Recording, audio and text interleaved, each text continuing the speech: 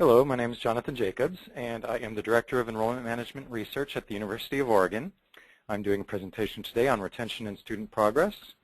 This is continuing a nationwide effort to develop an empirical base of practices and policies which affect retention. At the University of Oregon specifically, we're working on inferential models, and to feed those models, we're working on a robust data set from various sources across the campus with metrics which affect retention. I want to thank Jennifer Joslin, Roger Thompson, Keith Zavach, and Amber Garrison-Duncan, who have been critical in our retention team working on this data and looking at all the outcomes, output that we have produced. Today we're going to do a descriptive comparative analysis, looking at what we have and the implications that the descriptive data has, informed a little bit at least by what I have developed from the models in coordination with my team. I have done a 2010 IPEDS comparison. I would like to say that the University of Oregon is strong and improving. Our retention rate was 86%, compares to 83% at Oregon State University, the other public four-year university in Oregon. Other OUS institutions in Oregon, 67 to 72%. The AAU average is over 90%. That is the goal of the University of Oregon. Graduation rate similarly successful at the University of Oregon, 68% compared to OSU at 60% and other OUS institutions, 31 to 42%. And this is based on 2010 IPEDS data. So what we are doing works, and everybody on campus is part of that, and I'd like to thank everybody who does their best to help students succeed. Our goal, as always, is to do it better and identify what works. So what are we trying to find out? Well, we're asking questions like, why does a student leave? Why does a student stay? What are we providing them, and do we understand the student experience? It's fairly common in higher education to blame the student for not persisting, to say stuff like we did everything we could, but there was a lack of motivation, poor preparation, poor study skills, a bad student-institution fit. And so I have simplified a model developed by Swale based on Tinto's research into 4 broad categories in which a campus can impact retention. The goal is to have elements in each of these areas where the campus can impact a student, overcome obstacles, and help them succeed. There's also the items in gray are the elements which the student brings to the table and which we might have some impact on as an institution, but which we don't control. So with the quality of a program, what we can control is, does it live up to a student's expectations? Are they happy? Are they well served? Is our academic program providing services which overcome any deficiencies on preparedness and ability? Social, are we providing an inclusive campus? Are we integrating the student, or is it just a place to go to class? Financial, can students afford to continue here? Are we raising tuition too fast? Are we providing necessary financial aid?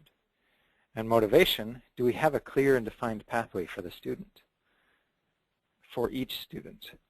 And I've seen a dozen variations of this model. This is my specific variation. And one thing is, I look at quantitative data. I unfortunately don't have any qualitative research on the students that I'm looking at. And we can only get at a fraction of this picture using that data. I have proxies, which you'll see in this presentation, which look at some of this.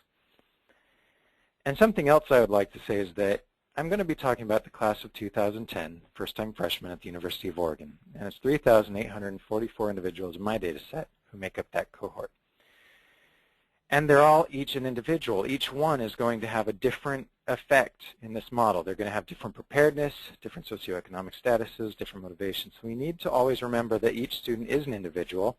And when I speak in generalizations, when I speak to numbers, percentages, averages, trends, it doesn't speak to an individual. And finally, everything we provide is limited by resources, which is why it's important that we target and know what affects retention. So I'm going to be looking at data 2 ways, retention to second year, and then progress to graduation as measured by 4-year and 6-year graduation rates. This is not the federally defined retention graduation rates. This is based off of my data set, which IPEDS requires certain combing of the data. I'm looking at it for practical purposes in a lot of ways. The data is based on 2010 students the first-time freshmen retained to 2011, and graduation data is 2005 students graduating by 2011, or those graduating by 2009 for the 4-year and 6-year grad rates. So when you see a chart like this with the 3 columns, there is a disconnect. We're talking about a 2010 population versus a 2005 graduating population.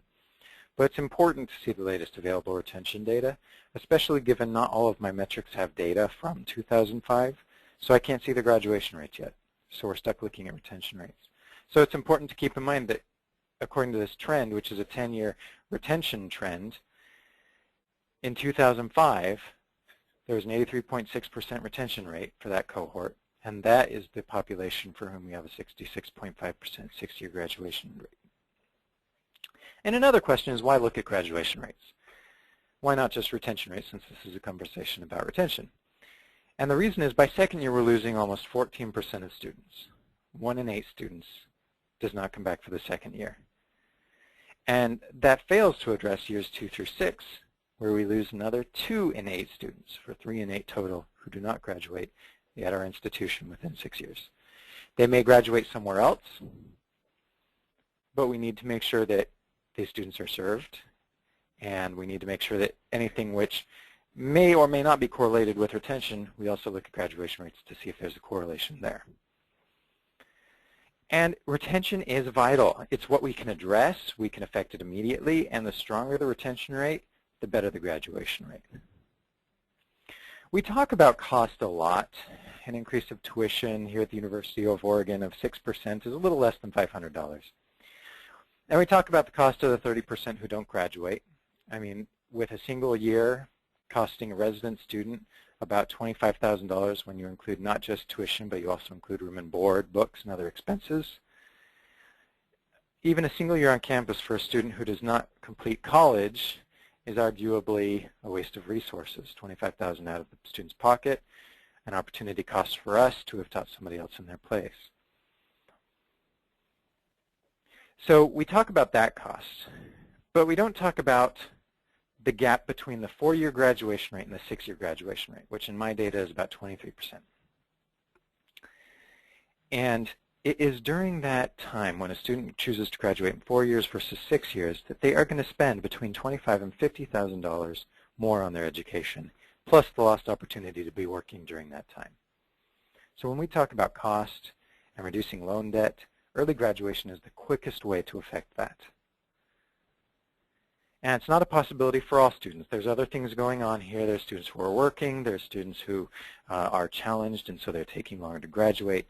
But we do see that those graduating in 4 years, looking at debt at graduation number, now I'll say the common metric as used in the common data set is to look at a class of 2010 all graduates. So a graduating class has an average debt of about $21,000 here at the University of Oregon. But if you look at it as a cohort, as the 2004 cohort graduating within 6 years, that group of students has an average student debt of $19,000. If you look at those graduating in 4 years of that cohort, it's about $17,000. And only 48% take out loans. The other 52% have no debt. The population of students who do end up taking 6 years to graduate, $10,000 more in student debt for that group of students. Not only that, 71% of them is borrowing. So again, reducing cost and loan debt helps students graduate earlier if they can, if we're able to affect that at all. Now I'm going to go through 20 data slides fairly quickly. I want to start with something we can all affect, which is the end of the first term. These are 3 fairly common outcomes which students avoid. And this is my sensational slide. Nothing else has this sort of data. But you can see that even a withdrawal, this is a single withdrawal, all it takes is 1 on the first term transcript, decreases their graduation rate from 66% to 45.9%. If they have a D on their first term transcript, 37.7%. An F, 20.8%. It's 1 in 5 students graduating who have an F on their first term transcript. This speaks to placement. This speaks to advising. This speaks to preparation. It speaks to all sorts of things. Now, grades are a correlation, not a cause. There's often a bigger story about why a student is not succeeding. but we do want to have students avoid getting to this level. But the glass is half full here, because if you look at it this way, if you take a student who has a grade of F in their first term transcript, and you're able to work with them, keep them out of academic probation, and help them to have a graduation rate, or to retain to the second year, if they're in that 54%, half the population, their graduation rate just doubled, because they're in the half of the students who did retain. So there's a glass half full picture here, and there's always a benefit to keeping students going, if they will be successful. And this is the rest of the class, which is the other 80% of the class who have no withdrawal on their first term transcript and no grade below a C-. And they succeed phenomenally well compared to the rest of the students. Their retention rate increases almost to our target rate, and their 6-year graduation rate is at 74%. So this is where we end up, but it's helpful to back up and look at earlier risk factors and other correlations. So I'm going to start with academic preparation. And this is based in large part on David Kalsbeek's research. And what I'm looking at is academic preparation defined by high school GPA. And I don't use SAT, this is a common question, because even though SAT is a standardized test score, and it is definitely predictive of a student's performance in college, to keep it simple, I can only use one metric. And high school GPA, for all of its flaws, is a portfolio of the student's success across their high school education, and it ends up being much more predictive than the SAT. So if we take our entire entering freshman class at the University of Oregon in fall 2010 and split them into terciles, 3 different groups based on their high school GPA, you get a middle cohort moderate preparation, which is 3.36 to 3.68 high school GPA. Anything above that is the highest prepared, anything below that is the lowest prepared. And what you can see is that there is a huge correlation. Students who are highly prepared, as we would expect, have a phenomenal retention and graduation rate. Proportionally 50% more likely to graduate than the lowest prepared. The lowest academic prepared, though, still succeed more than half the time. So they are successful. They're not slighted. It's not like we're setting students up for failure by admitting students with low GPAs. They may need more resources to succeed. They may not be as academically prepared, but they do succeed. I want to show a trend where you see a relatively stable trend on academic preparation. You do see the gap. This is just retention. So this is just retention from 2002 to 2010. We're not looking at graduation rates. You do see a decrease in the gap between moderate and lowest academic preparation starting in 2008. And that's correlated with the start of a program we have here on campus called Pathways, which provides services to low-income students who are Pell eligible at the University of Oregon. So it is interesting to see trends like that occur. Now, income is another item that's highly correlated with retention rates. Now, admission is income blind, and we only have income data for FAFSA filers, which is 72% of the entering freshman population here at the University of Oregon. And one thing which I always find interesting is that moderate income is $56,000 to $125,000 family income. So the 72% of file FAFSA, that's the middle third. If they have more than $125,000, they're high income. If they have lower than $56,000, they're low income. And I always find it interesting that $56,000 or $55,000 is considered low income, and you don't get to high income until $126,000. But this is the demographic of the University of Oregon. And the results are not as dramatic as academic preparation. You do see a minor swing in retention and graduation rates. The highest income graduate proportionally 17% more often than the lowest income students. Still a strong correlation, but not as extreme as academic preparation. And I was curious about the non-FAFSA filers, because anecdotally, non-FAFSA filers, I hear 2 things. The first is that they're disproportionately first generation who maybe don't know how to file a FAFSA. They just don't have the experience or the parental instruction. I also hear that they're high income, so they don't think they'll be eligible for any federal aid, so they don't even bother with FAFSA. And who knows? I actually don't have data which can tell us any of those things, but what I can tell you is how they perform. And what I see is their graduation rate is very close to the moderate income folks. Does that mean they're moderate income on average? I can't answer that question, but it is interesting to look at the data. I also wanted to show some retention data. Again, this is trends data from 2002 cohort to 2010, how they retained by income terciles. One thing that's interesting is 2008 data. If you look at it, you notice that high and moderate income saw dips in their retention rates, while the lowest income saw an increase. And to give a picture of what was happening nationally, starting in 2008, the fall 2008 started, and then suddenly there was a housing crisis, a stock crash, layoffs, one of the worst recessions this country has seen. Resources parents thought would be there to pay for their children's education disappeared. But the low-income population has the benefit of having a Pathways program which started in 2008. So the increase in retention there seems to be correlated with an increase of the Pathways program, where they get advising, where they get financial assistance. And we see a smaller difference between the moderate and lowest income populations in 2009 and 2010 than we saw on average in previous years.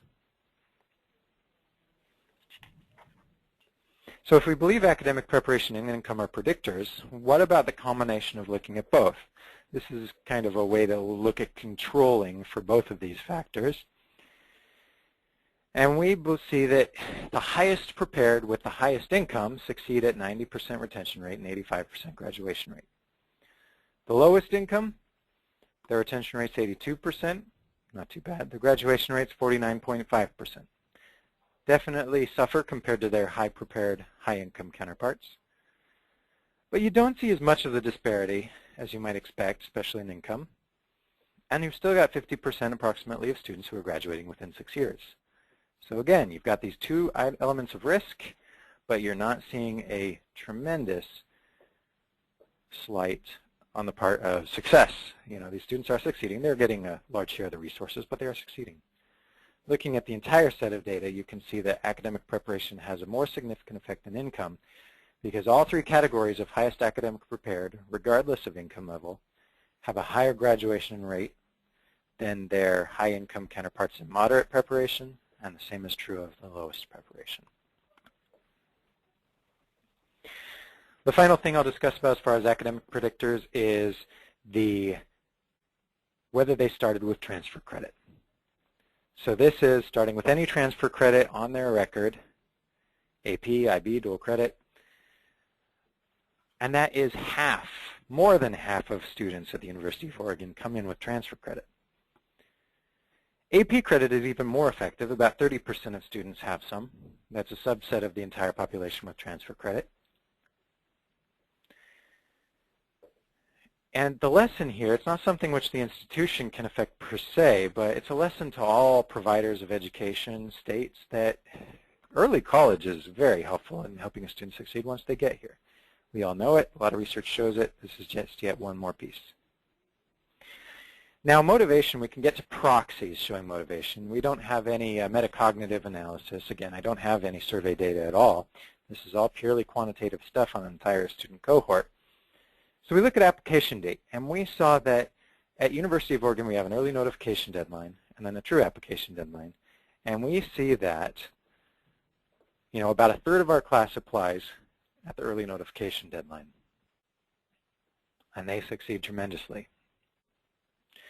Those who apply by the regular deadline still succeed very well. And if they apply after January 15th, we see a little bit less of a success rate. Now, late applicants make up less than 10% of enrolled students, but we do keep an eye on that. And it's high even when you control for academic preparedness. So let's talk about motivation as far as credits in the first term. Now, I want to warn something when you look at this data here. You can't advise a student to take 14 credits because suddenly they'll be in a more successful population. That's not what this is about. This is about just knowing, as of the 4th week, this is credits that a student is enrolled in at the 4th week of school. And the reason why there's no less than 12 is because first-time freshman students have to be enrolled in at least 12 credits at the 4th week of the term. But we do see that those who end up with 12 or 13 credits at the University of Oregon are in a risk population. Their graduation rate's down almost 10 points. Now, the number of credits is not a cause. It's correlated with other things, challenges the student has, the fact that the student has to work. But it is helpful to know that this is an at-risk population. One other thing we looked at with motivation was whether the major was declared on the application and at the end of the first term. And we thought it might be, we expected it to be, but the results show almost no significant difference in retention. There is no significant difference. In graduation, we haven't done the graduation models yet, but based on the fact that it's only a couple percentage points, I'm not expecting it to be significant. Now, this means one of two things. Either having an undeclared application by the end of the first term does not hurt a student, or the intervention we have for those students is working. And you have to understand that at some point declaring a major is needed. This only looks at the first term, and the results might be different if we're looking at the end of the first year or the second year. We also took a look by major college at the end of the first term. Now, comparing these numbers is a fallacy because colleges serve different types of students with different goals, different outcomes, and different academic profiles. And this is also not necessarily where the student ends up. Major changes will continue. Oftentimes the major changes within a college, but sometimes they will transfer between colleges. Also, you see some things which would be expected, such as a very low graduation rate in architecture for the 4-year, and that's because it's a 5-year program. But it is helpful to know for a specific college what your graduation rate and retention rate is looking like. And I pulled out all undeclared students from all colleges into a major undeclared school, data point.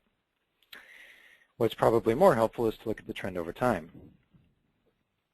Now, smaller colleges like architecture and music have more variance. That's to be expected. Fewer than 100 students in a new entering freshman cohort. But this can be helpful for individual colleges as they try to tease out possible effects of new programs, new leadership, changes, positive or negative to the college, events positive or negative to the college.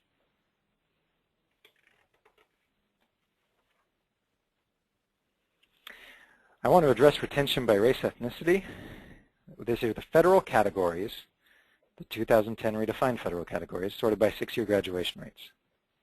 Now, as I share this data, I'll mention that most but not all of the disparity goes away when we control for other things like academic preparation.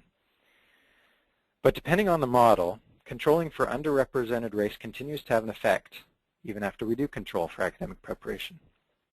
Could be continued concerns with social inclusion. We don't know. I don't know. I haven't done that kind of analysis. But what I can show you is international students have the highest graduation rates. Hispanic students, which was relatively surprising, have really high graduation rates. Their retention rates are a little lower this year. They might be expected to continue that. Asian and white students.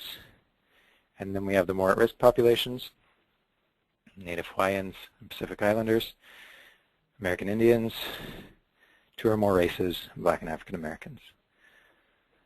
Races, some of these like Black and African Americans, they do have predominantly more students in the lowest academic preparedness category, which weighs it down. If you look just at the highest prepared Black students, they're actually performing very well. They're one of the best performers of the highest academic prepared groups.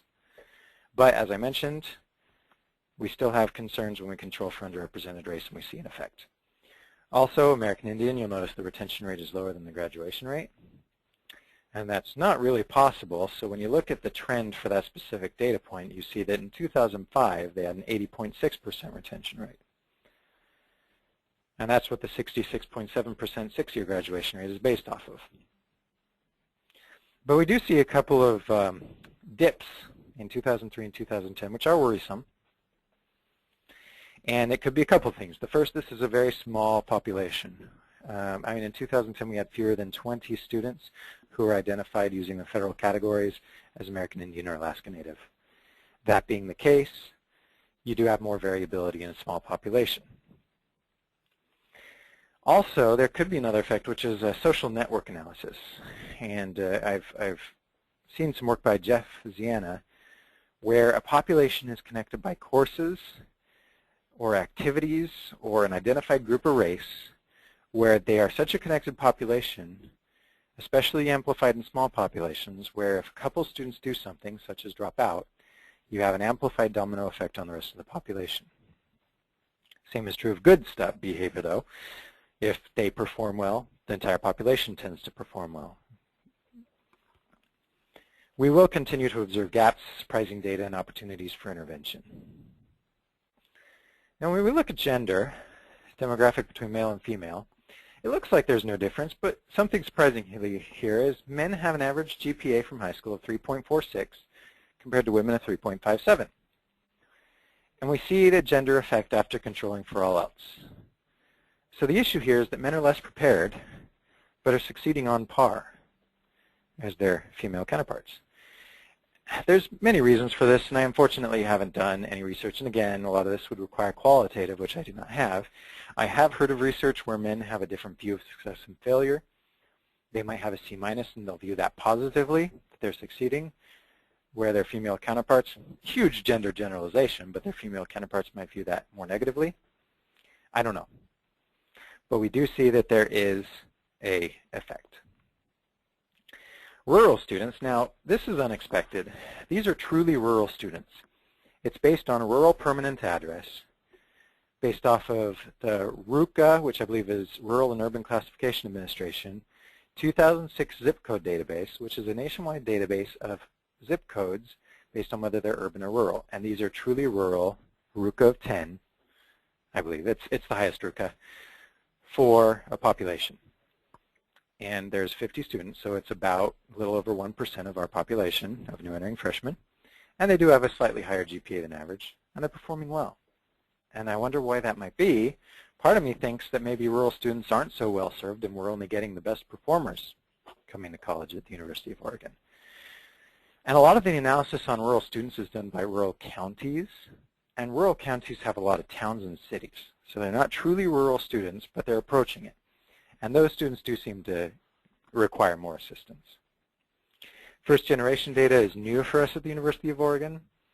We see that even though their average entering freshman GPA of first generation students is about the same as the entire population, they do have difficulties retaining. And that could be a number of reasons. College doesn't meet their expectations. There's no culture of higher ed in their family. Maybe family doesn't support it as much. I don't know. Again, I don't have the qualitative research to support this. I'm just reporting the quantitative stats.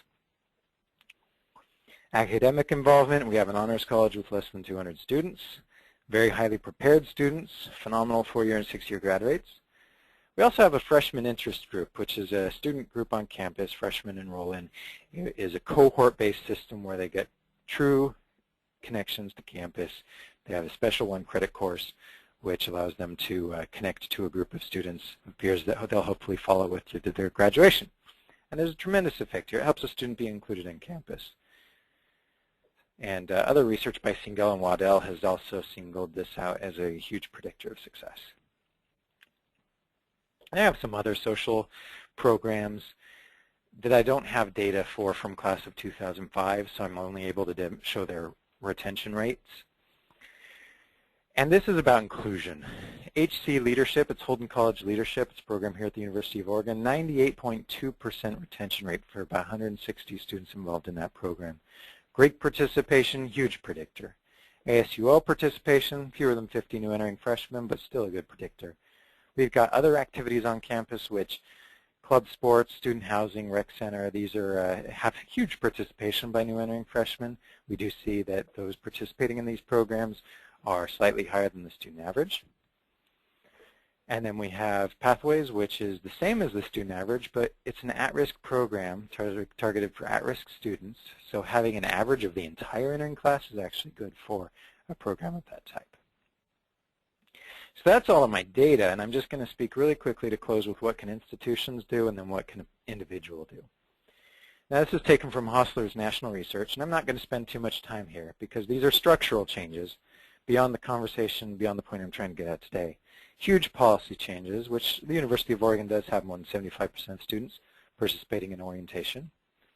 We do flag and observe some high challenge courses such as writing, where we have some special services to students to help them succeed.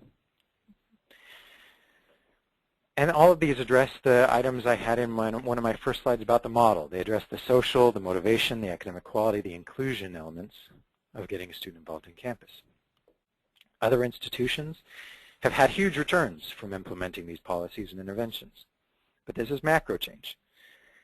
What can we do today? What can the individual on campus do today? This is based on Tinto's later research, Taking Student Retention Seriously, a paper he did in 2002. This is almost verbatim from it, so I have to thank him. I also agree strongly. The first is provide clear, consistent, and easily accessible information so that students can understand their roadmap and how they can use it to achieve their goals, specific individual goals.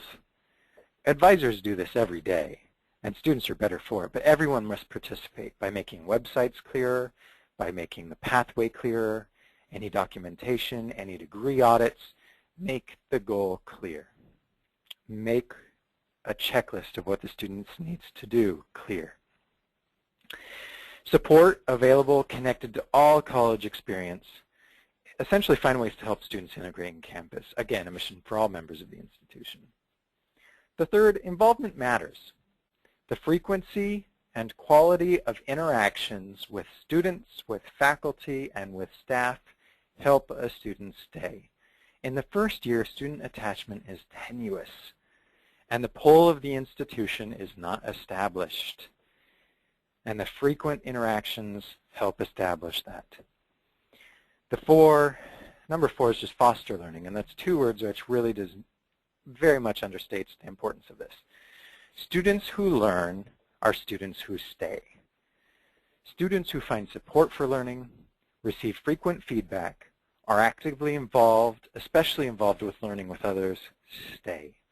These are the active student participants versus the isolated, disconnected spectator learners. And some of that will be students trying to choose to be disconnected, and including them as much as possible is vital. And finally, believing in a student, believing that they will succeed is one of the best things we can do for them. And everyone knows what I'm talking about. If we believe somebody will succeed, we try harder to help them succeed, to show them their path, even when they believe they will fail. Even in populations where I've shown a 20% graduation rate, even for those groups, if we can believe that each student is in that 20%, if we can push that student to stay here to the second year and double their chances of graduation, every single step the student stays, every single way the student becomes more connected, we succeed. We succeed in rising the retention rate, and we succeed in serving the students. Thank you very much for listening to my presentation today. I have an ugly link to this presentation in PowerPoint format. And if you have any questions, feel free to contact me. Thank you very much and have an excellent day.